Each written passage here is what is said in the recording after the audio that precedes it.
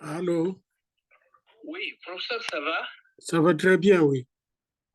Oui, je pensais que c'était 16h30. J'avais Oui. tenté de vous appeler. Il est 16h30, vous pouvez passer. Voilà, c'est ça. J'ai lancé l'appel. Oui, je suis là. Je suis déjà connecté. Ok, j'ai lancé, je ne sais pas, quel est le bon lien? Parce que j'ai lancé un lien, mais ça ne passe pas. C'est le lien que je vous avais donné. Le tout dernier? Oui, tous les liens sont semblables. Il n'y a aucun lien qui est différent de l'autre. Ok, je vais relancer. Merci. Merci, ok.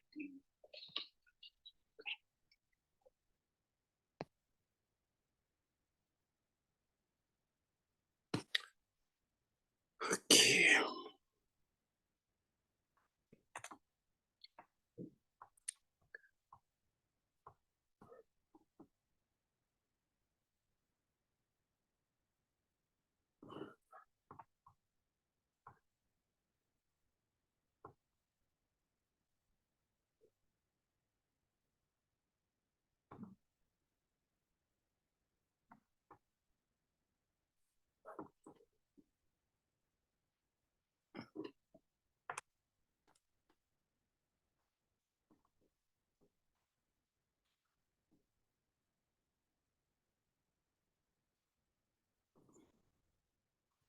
Recording in progress.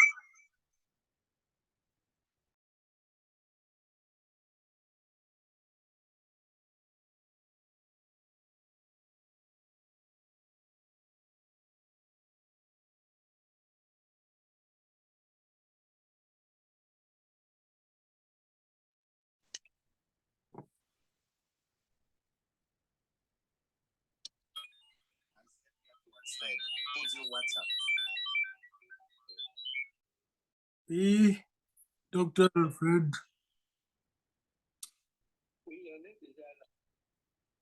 Très bon, très bien. Ok. Très bien.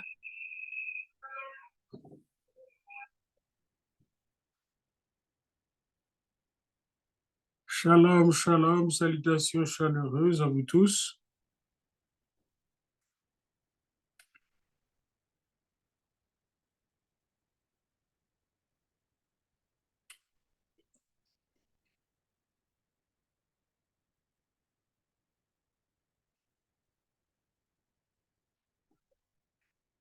Sont ici.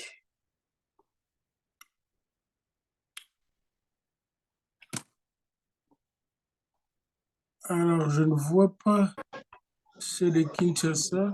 Mettez le zoom, s'il vous plaît, on est déjà en ligne. Et attention à votre background. Voilà, c'est bon.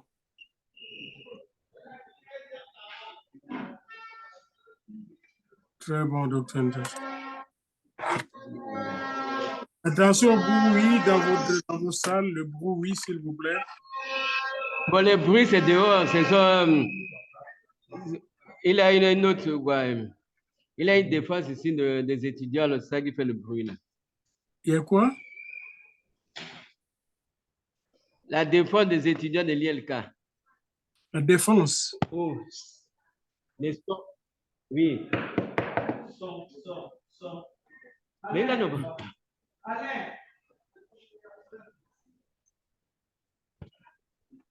La défense des étudiants de l'ILK. Alors, ils ont fait leur défense à la même heure que nous autres.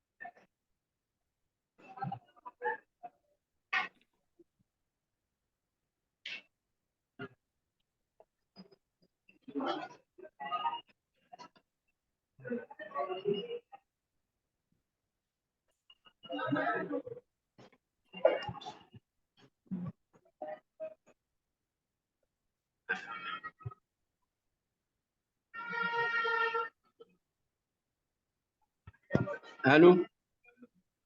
Oui,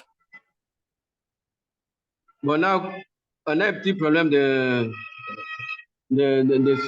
micro avec l'autre appareil là, mais je vois qu'on peut déjà. vous n'avez pas besoin de micro, vous avez juste, chaque personne qui parle n'a qu'à Oui, se on est en train tenir. d'installer le micro, mais je suis avec ma tablette. On peut commencer avec ma tablette. Oui. En principe, chaque personne qui parle doit se retrouver dans la même position que vous êtes, docteur. Et c'est mieux. Oui, Donc, pouvez vous changer de position chaque fois. Et les micros on sont va à installer vous. éviter au J'aurais Zoom. installé vous. Il faut éviter les micros au Zoom parce que les micros viennent déranger tous les systèmes. Mais installez-vous d'abord. Mettez-vous un peu là-bas. Ok, ça va déjà. J'ai Ok. vraiment un grand problème ici de Ok. Zoom. Est-ce que vous voyez les récipiendaires en place? Est-ce que vous le voyez là-bas? Je ne peux pas le voir. Comme je vous avais dit, il n'y a qu'une seule place pour tout le monde, c'est devant. Je ne peux pas le voir que chaque personne qui parle soit à la position de l'avant-gardien. Venez ici. Et surtout les récipiendaires, je vais essayer de les zoomer Attendez. pour qu'ils soient bien visibles. Alors là.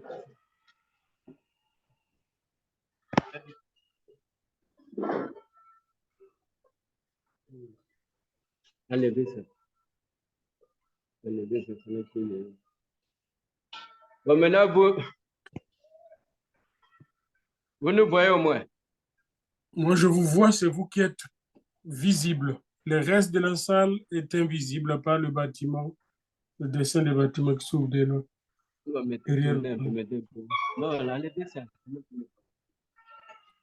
Tournez un peu. Et essayez Enlevez ça. d'éviter. Enlevez la tendance. Tournez comme ça. Oui, tournez un peu, changez la position.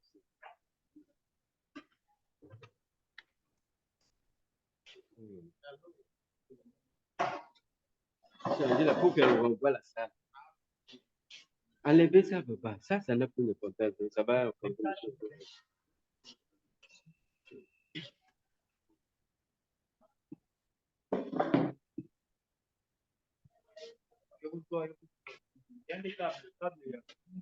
Mettez la chaîne. Mais l'autre.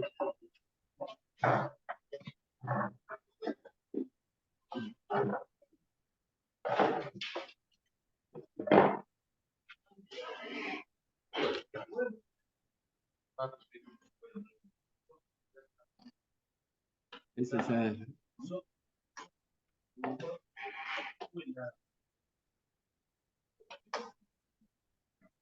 Voilà, vous avez bougé. Vous avez bougé. Donc, enlevez la table là. Enlevez ça, c'est inutile. Enlevez cette table. On va utiliser. On va évaluer.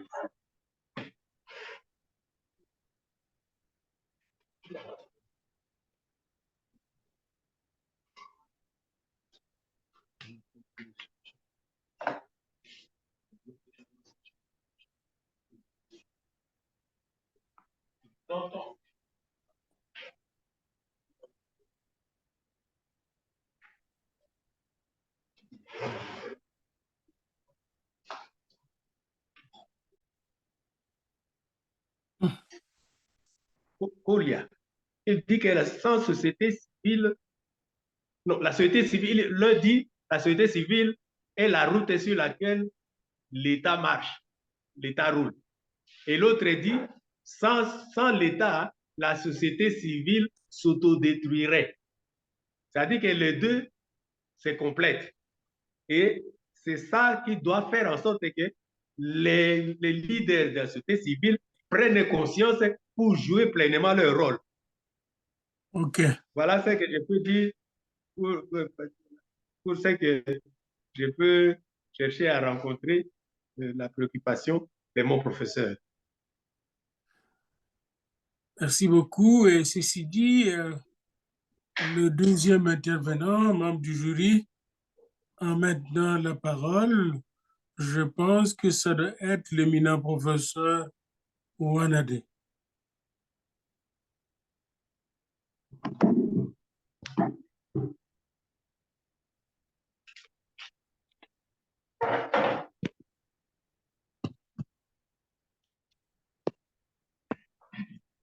Content de vous revoir. Merci beaucoup, Monsieur le Président, de nous avoir accordé la parole. Alors, mes prédécesseurs ont bien sillonné le travail de notre doctorant et c'est un sujet d'actualité, ce qui concerne la société civile.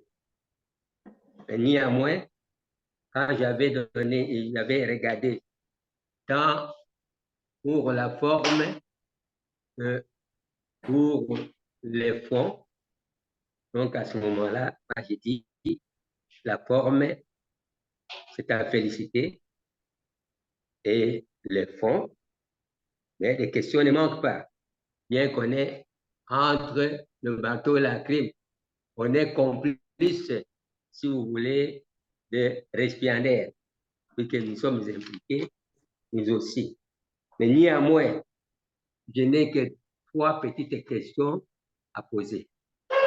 Et comme je n'ai rien trouvé sur la forme, alors, et maintenant, nous sommes dans le volet défense. Donc, question-réponse. Alors,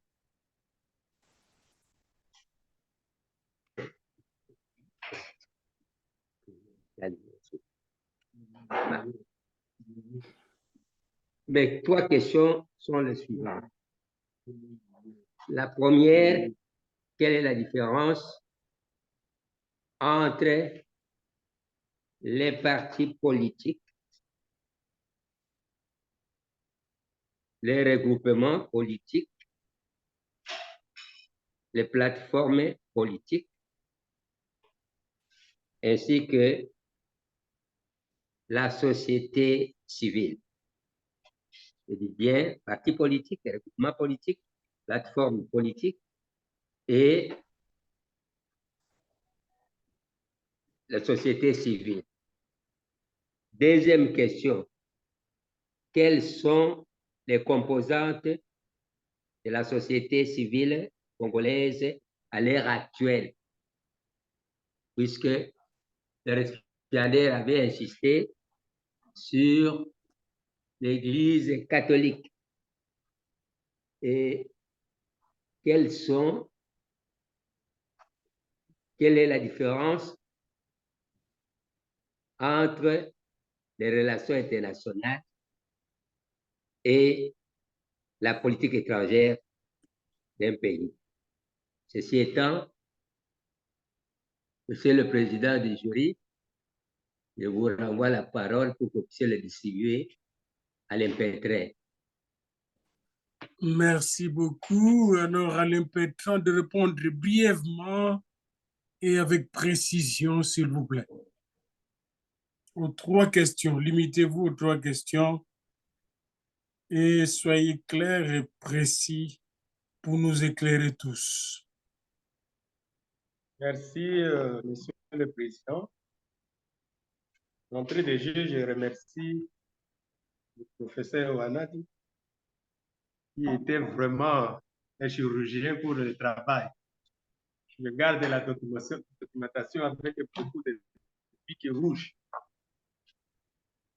La première question, c'est la différence entre les partis politiques, les regroupements politiques, les plateformes politiques et la société civile.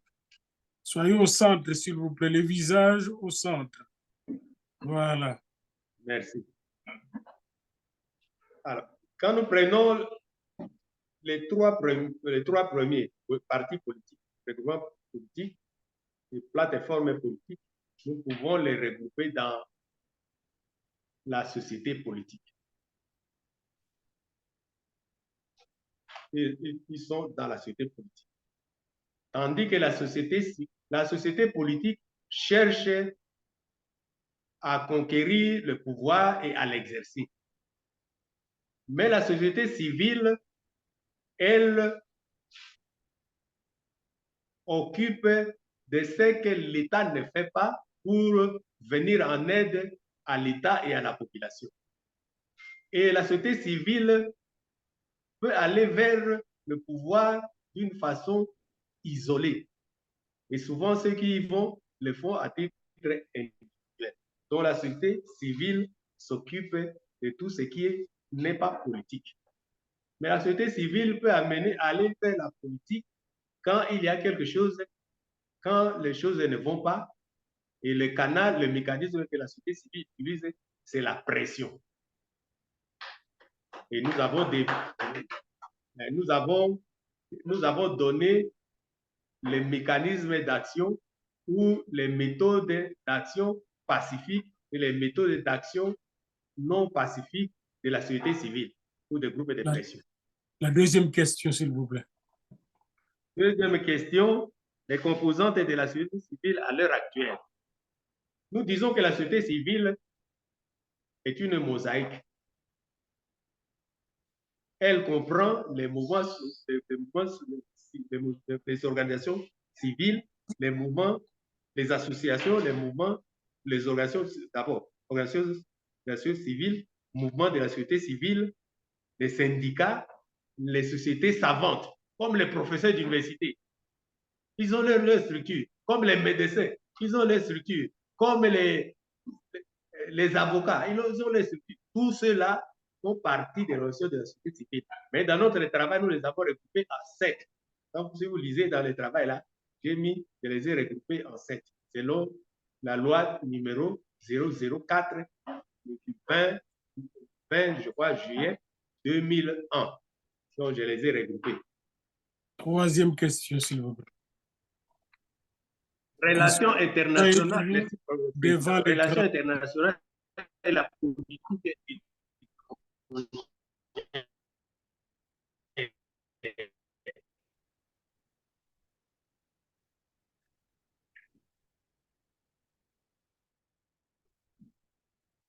On a perdu la voix.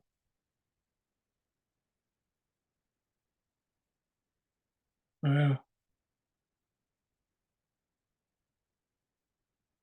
On a perdu la voix. Voilà. Vas-y. La voix est Est-ce que vous m'écoutez, Président? Oui. Je disais ceci. OK. Les relations internationales et la politique étrangère. Quand on dit relations, c'est le rapport entre les États. Relations internationales, tout simplement, c'est les relations qui lient les États. Et quand on parle de la politique étrangère, c'est l'ensemble des options, des principes que l'État lève pour mener ses actions à l'extérieur. Dans la politique étrangère, on trouve aussi la diplomatie, qui est l'outil pour l'exécution de la politique étrangère. La politique étrangère s'appelle aussi la politique extérieure, c'est-à-dire tout ce qui est mené vers l'extérieur. Et la politique étrangère se prépare d'abord à l'intérieur. Elle se prépare à partir des organes. Le premier, c'est le chef de l'État. Le deuxième, c'est le gouvernement. Le troisième, c'est le Parlement. Et quand il prépare, c'est alors que tout ce qui est préparé est mis en pratique ou bien en exécution sur le terrain à l'extérieur.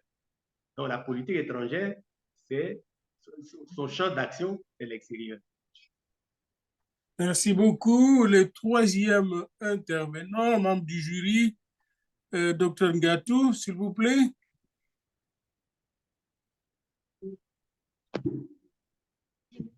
Révérendissime.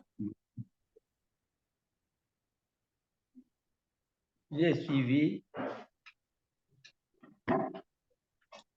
Oui. Oui. Et je vous signale qu'il ne nous reste Monsieur le que 10 Président. minutes. Il ne nous reste que 10 minutes avant la fin.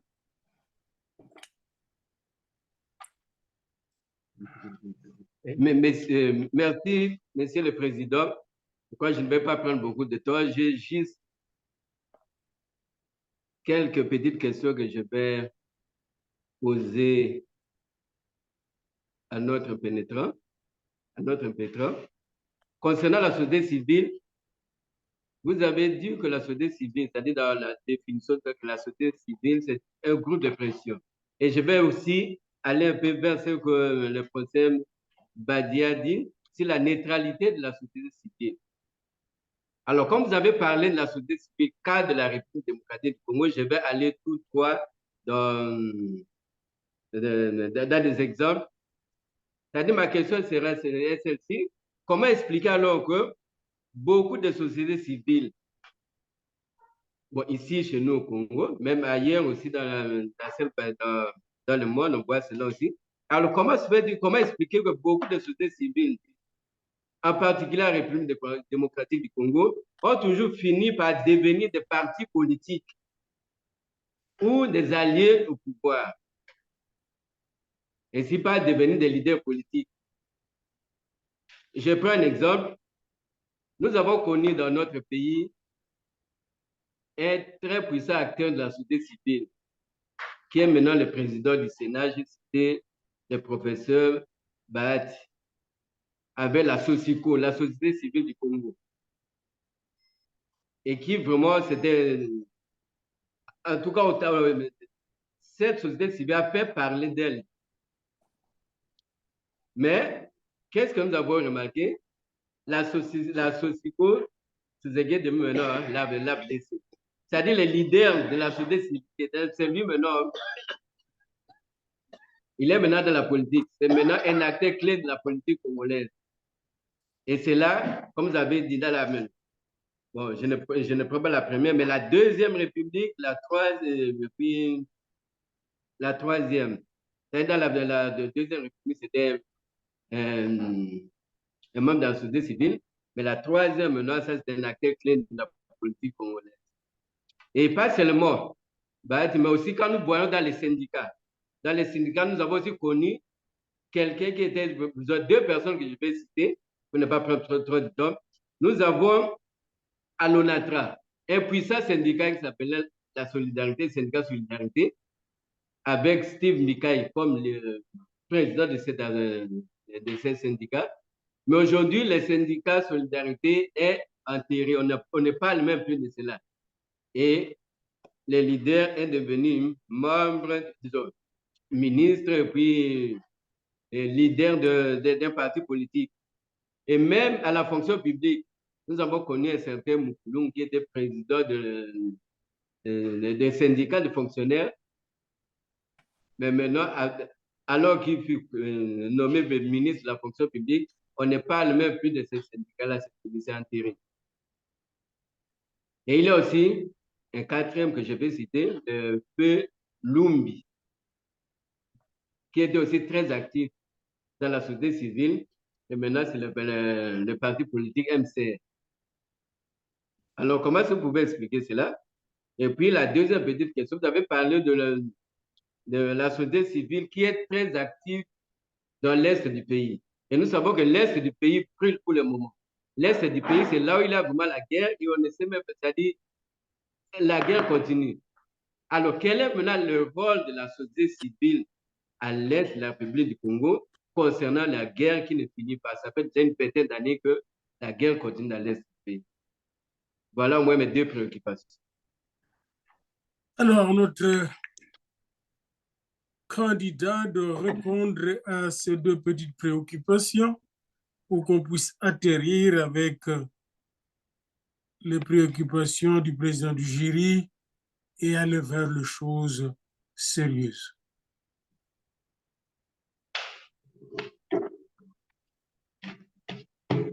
Merci, Monsieur le Président.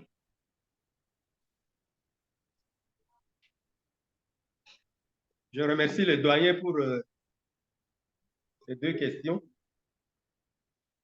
Je voudrais dire, en ce qui concerne la première question, il y a vraiment une préoccupation de sa part pour constater que les sociétés civiles sont souvent abandonnées et meurent.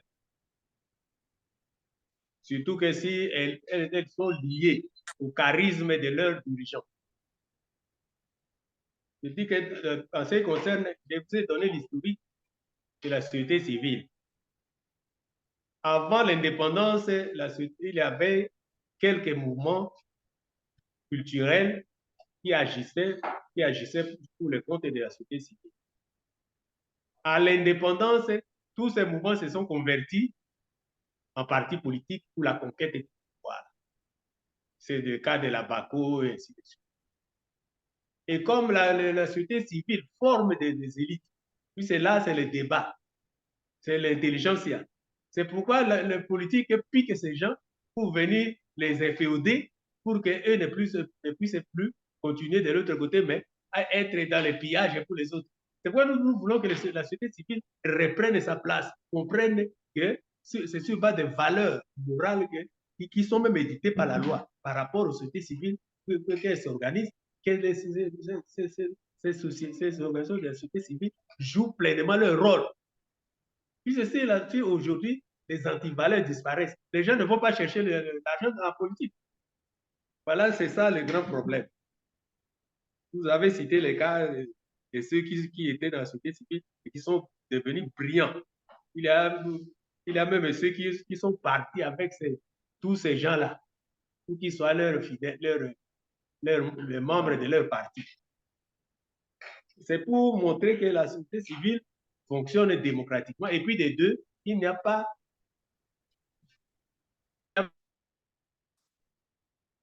Vous avez fermé la voie. Ouvrez la voie, s'il vous plaît. Vous venez de fermer votre son. Vous avez coupé votre son. Il a touché un bouton. Voilà. C'est revenu. Voilà. Il n'y a pas une interdiction pour l'un de quitter pour aller vers l'autre, ni de l'autre pour quitter pour venir vers l'un. Mais ce que je sais par rapport aux activités de la société civile, dans des pays sérieux, ce sont les activistes de la société civile qui viennent en aide aux partis politiques. Prenez le cas des lobbies juifs. Le lobby juif est puissant à travers le monde. Et souvent, les gens courent vers eux. Il faudra que nous qui sommes de la société civile, que nous amenions la société civile à ce rang-là. En ce qui concerne le problème de l'Est, l'Est, c'est nos richesses, ce sont nos richesses qui nous tuent. Un jour, nous allons faire un travail sur la partie de l'Est. J'ai une carte là avec toutes les richesses de l'Est. Et les gens nous tuent à cause de ça. La société civile n'a pas des armes. Les armes de la société civile, c'est de travailler sur le politique, de travailler sur l'opinion publique, de travailler sur la conscience de tout le monde à travers les mécanismes qui sont les siens. Mais il n'a pas des armes. C'est la bouche. Et quand on preuve, on les tue. Voilà. C'est bon. Alors, voici les 3 dernières préoccupations.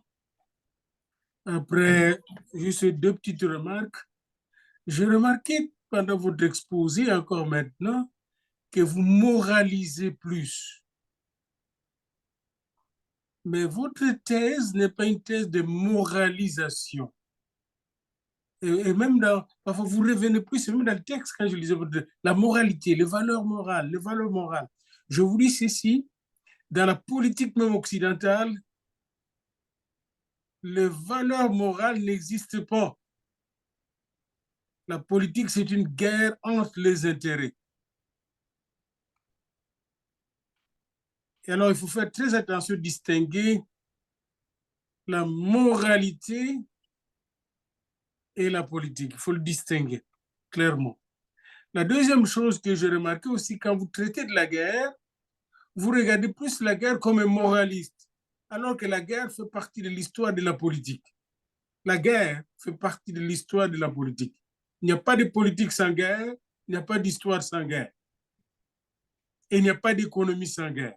C'est encore une problématique que nous avons débattue avec vous, d'ailleurs, quand j'étais au Congo. Et on y reviendra, d'ailleurs, jusqu'à ce que je vous pousserai là-dessus. Et voici mes 3 préoccupations simples. Premièrement, les préoccupations conceptologiques. Du point de vue de la conceptologie. Vous avez commencé par bien définir 3 concepts de base. Premier chapitre, société civile.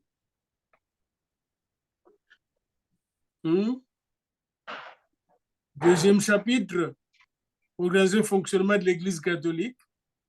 Essentiel et tout ça.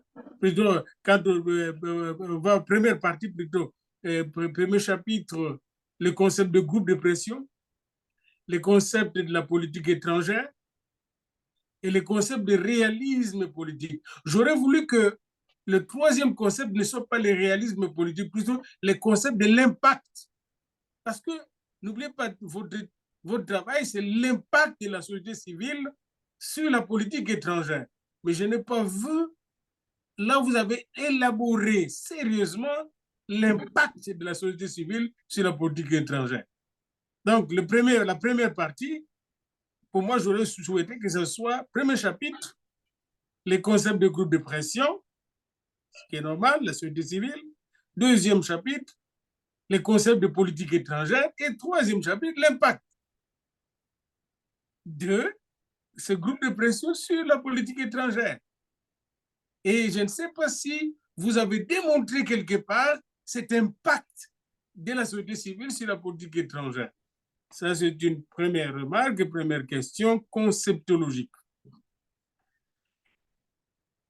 Et la deuxième préoccupation, c'est plus une préoccupation structurelle. Je pense que la structure Église catholique n'est pas la structure société civile. Et la grande confusion du Congo, c'est justement de penser que les prêtres font partie de la société civile. Non, ils font partie d'une société religieuse politique. La religion est un système politique. Le Vatican, c'est un État. Et il représente cet État. Tout prêtre dans le monde représente l'État du Vatican.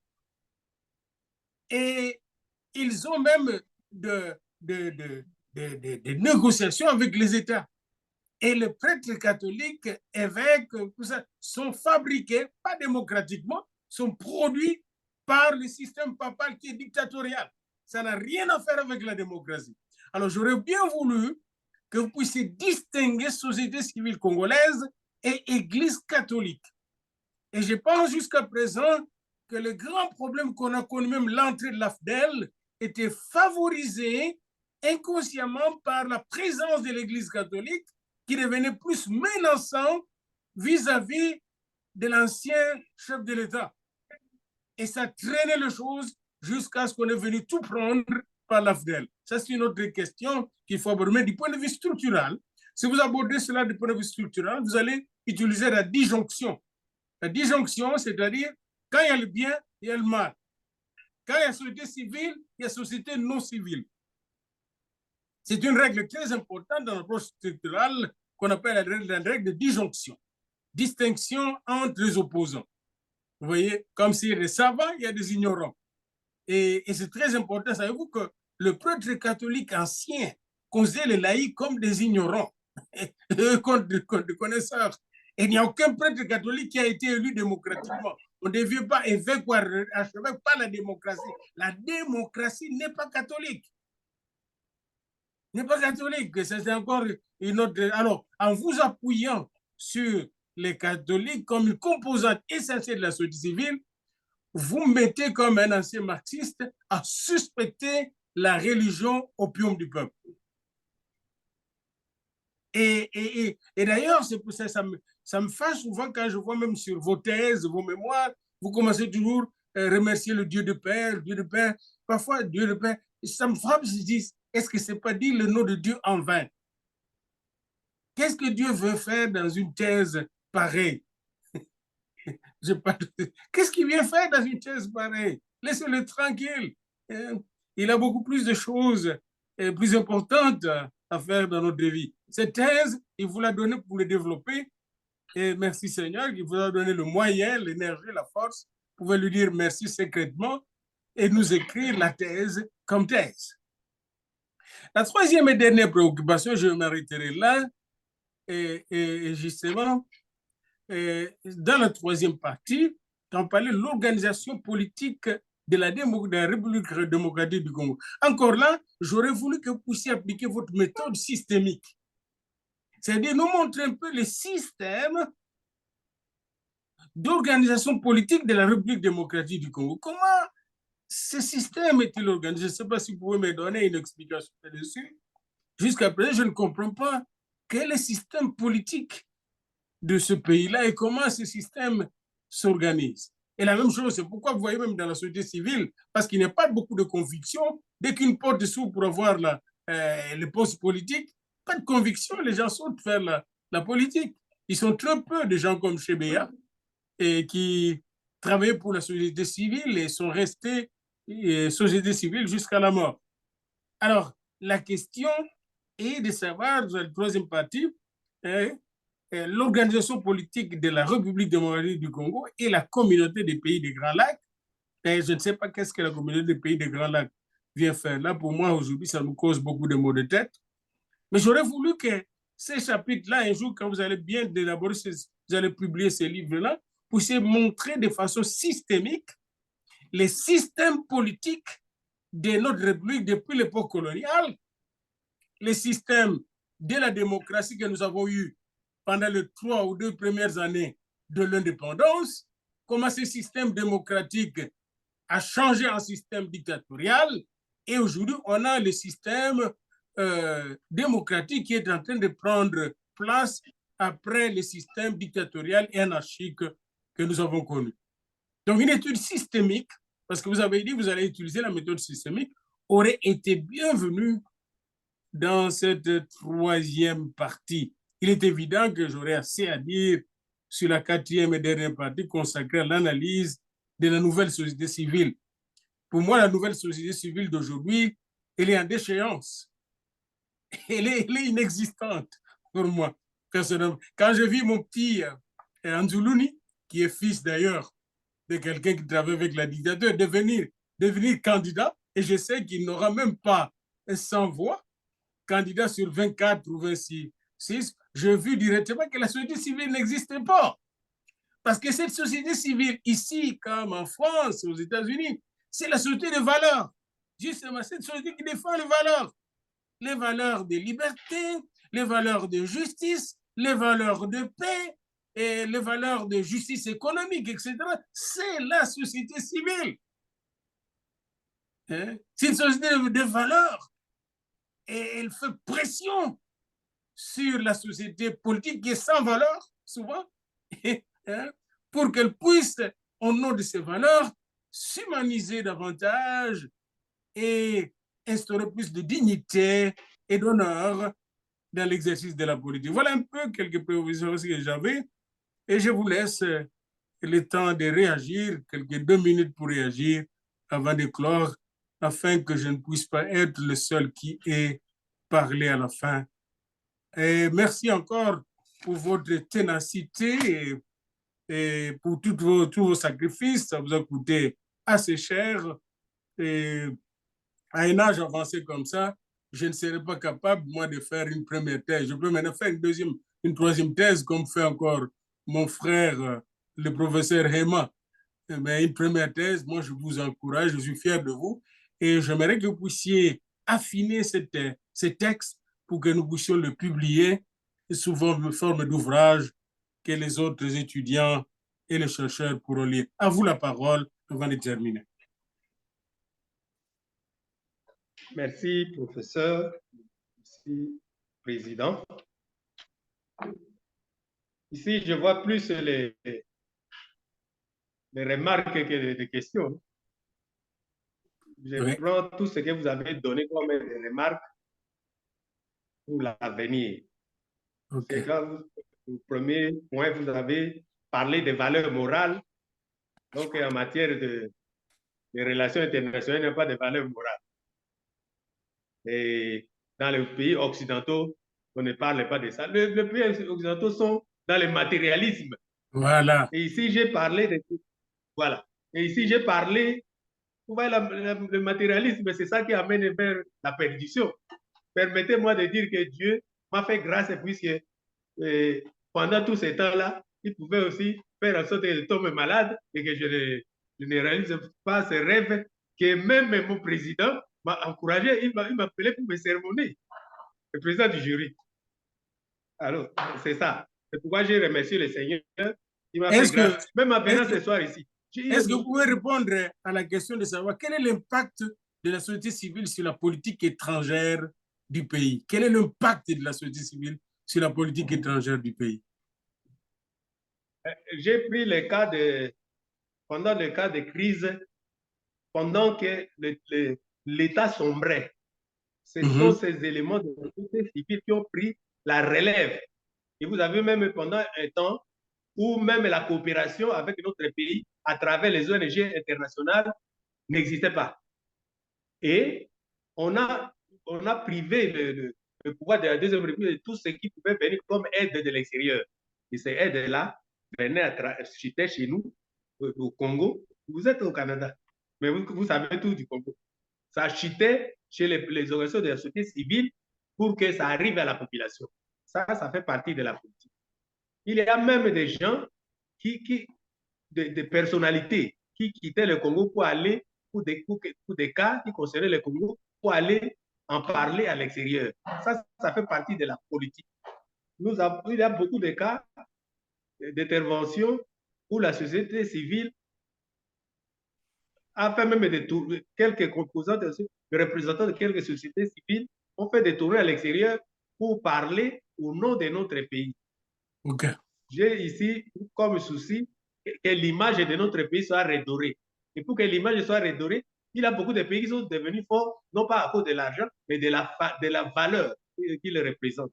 C'est pourquoi j'ai parlé des droits de l'homme, de l'état des droits, de la démocratie, du développement humain authentique, durable. Tout ça, j'ai mis dedans pour que si ça passe bien, on respecte les pays. Si ça ne passe pas bien, les autres viendront même au nom de l'ingérence, au nom des droits de l'homme pour nous recoloniser.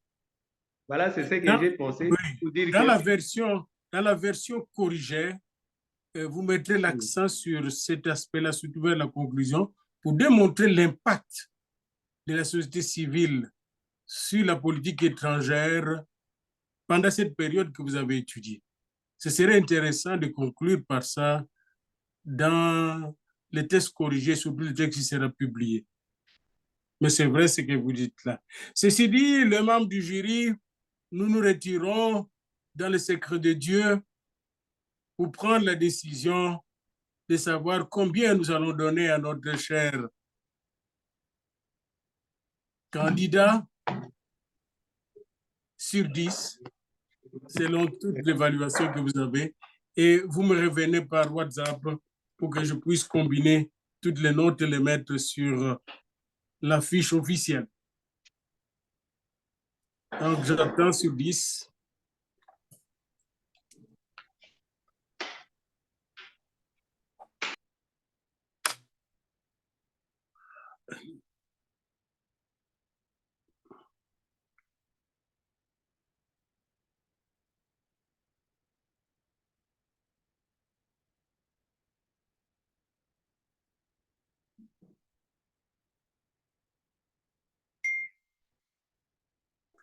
Je dirais que quelqu'un a déjà fait ça, donné son résultat. Docteur Badier, lui, il est complice de l'autre. Et les autres sont partis quand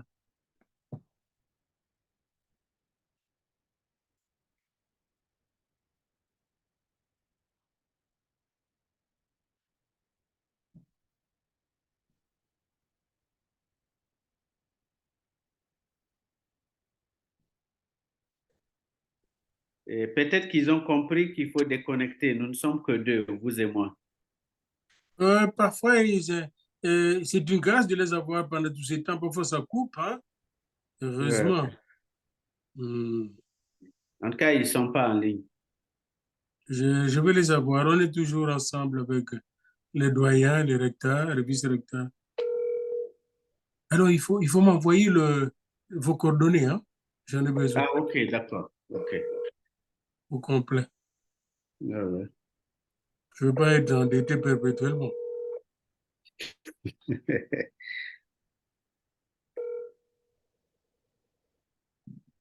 Hmm.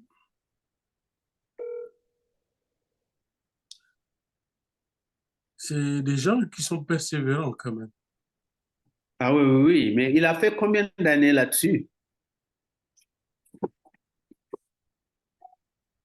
Ah, je ne sais pas, je pense qu'il avait d'abord commencé, puis quand il voulait arrêter, je suis allé le réveiller. C'est pour ça qu'il a dit il a été sermonné. Et je le réveille toujours. Tu sais, quand je vais en Afrique, là, je dis, toi, tu attends. Ça, c'est bien. Est-ce que Dr Ngato et Dr Wanado peuvent nous envoyer leurs notes? Ils sont ici. Oui, qu'ils nous les envoient par WhatsApp, j'attends, parce que je ne les vois pas sur l'écran. Il est en train de travailler pour vous envoyer. Oh, qu'ils travaillent vite.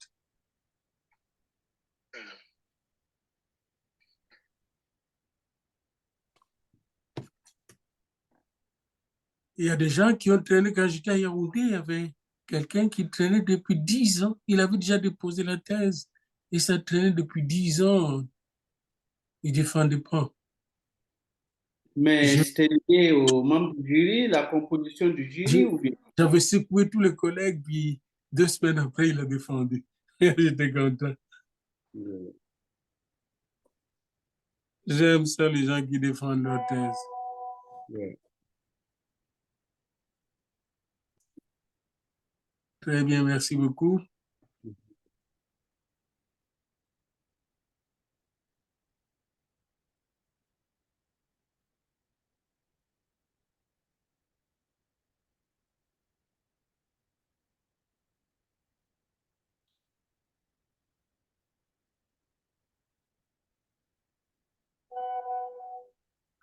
OK.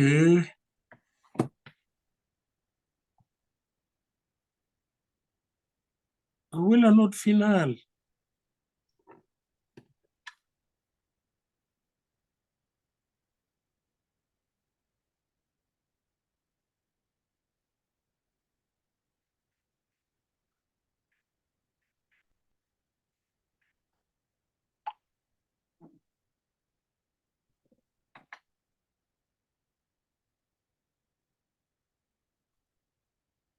Ça traîne, ça traîne. OK, c'est bon. Et l'autre?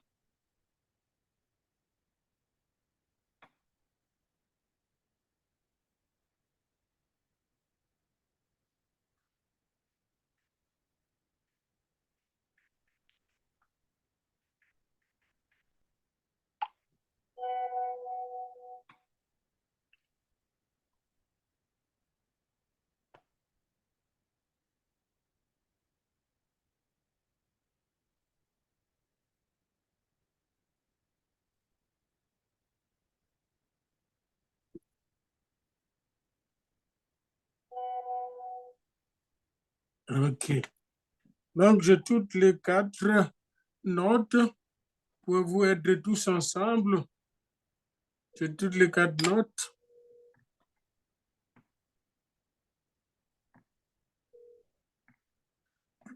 Allô?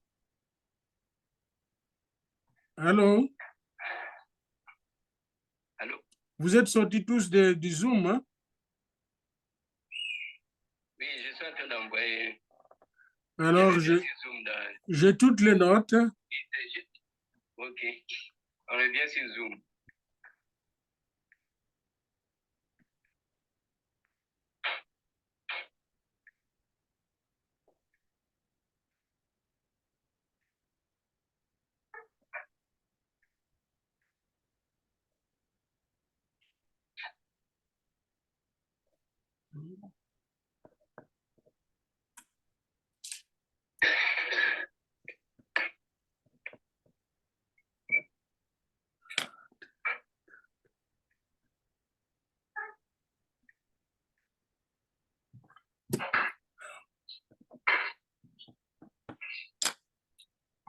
Alors, nous avons la note finale et nous attendons que tout le monde soit là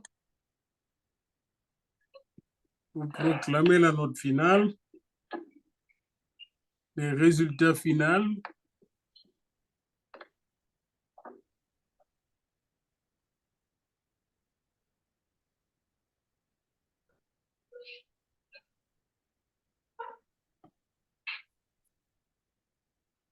Alors, après délibération,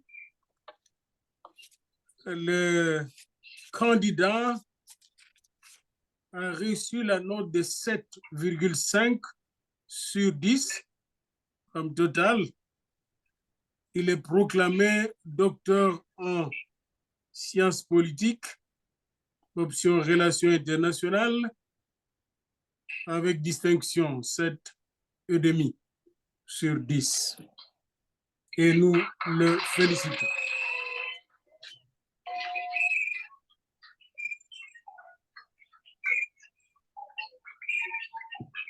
Nous le félicitons et nous félicitons tous ceux qui ont dirigé cette thèse de mai de mai.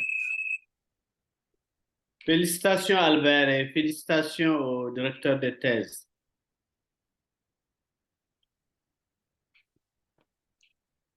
Alors, nous demandons à notre vice-recteur de l'habiller et de lui donner son grade officiellement.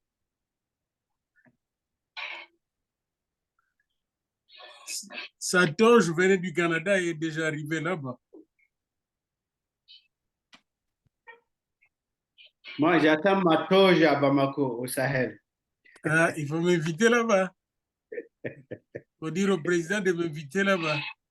Oui, je vais dire à Assimi si jamais je l'attrape dans la circulation.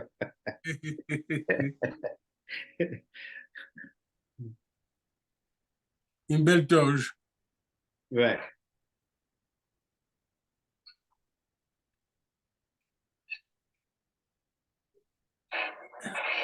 Alors, officiellement, vous êtes Impatient de revenu voir. la dignité. Impatient de voir Albert avec la toge. Ouais. Rejoindre la communauté des chercheurs. Voilà. Titre bien mérité. Ouais.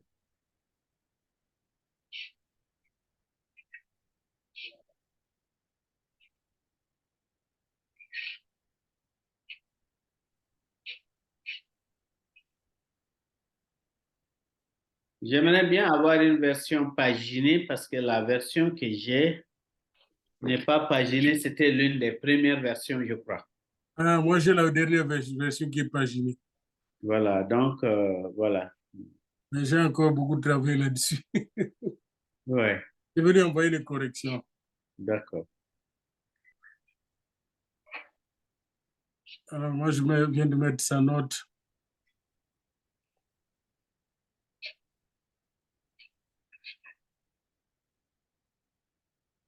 PhD, philosophie et docteur en sciences politiques et relations internationales.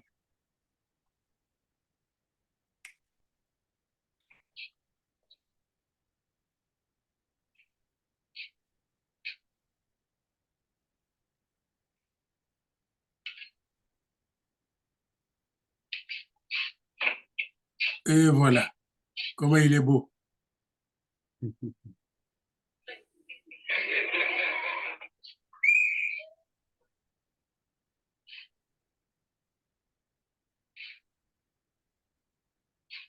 Tous ces titres sont déjà arrivés là-bas.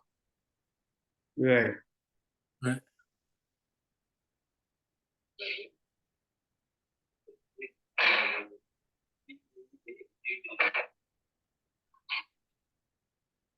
Voilà.